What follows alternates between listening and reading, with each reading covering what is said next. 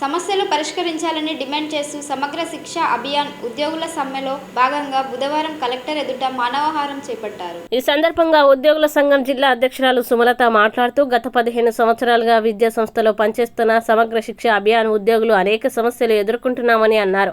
చాలని వేతనాలు, ఉద్యోగ బాధ్యత తదితర సమస్యలు ఎదుర్కొంటున్నామని వాపోయారు. సమస్యలపై గత ఏడాది సెప్టెంబర్ నెలలో వరంగల్లో నిరవధిక దీక్ష చేపట్టడం జరిగిందని, ఈ దీక్షని అప్పటి పిసిసి అధ్యక్షులు రేవంత్ రెడ్డి మద్దతు తెలుపుతూ మీ సమస్యను పరిష్కరించడానికి టీ తాగిన సమయం పట్టదని, కాంగ్రెస్ అధికారంలోకి రాగానే వెంటనే పరిష్కరిస్తామని తెలిపారని అన్నారు. కానీ కాంగ్రెస్ ప్రభుత్వం ఏర్పడి ఏడాది గడిచినా తమ సమస్యల్ని పట్టించుకోవడం లేదని ఆవేదన వ్యక్తం చేశారు.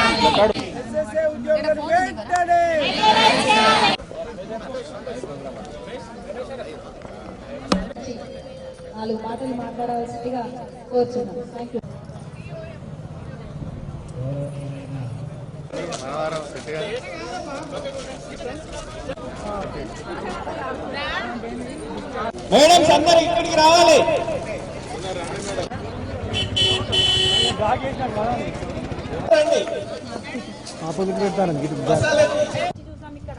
మాకు ఏదో మా డిమాండ్స్ నెరవేరబోతున్నాయి. మేడం ప్లీజ్ మీరు కూడా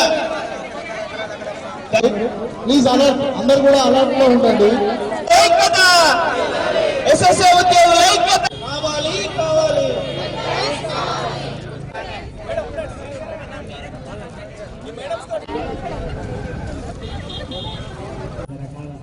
అందరూ ఉన్నారు కాబట్టి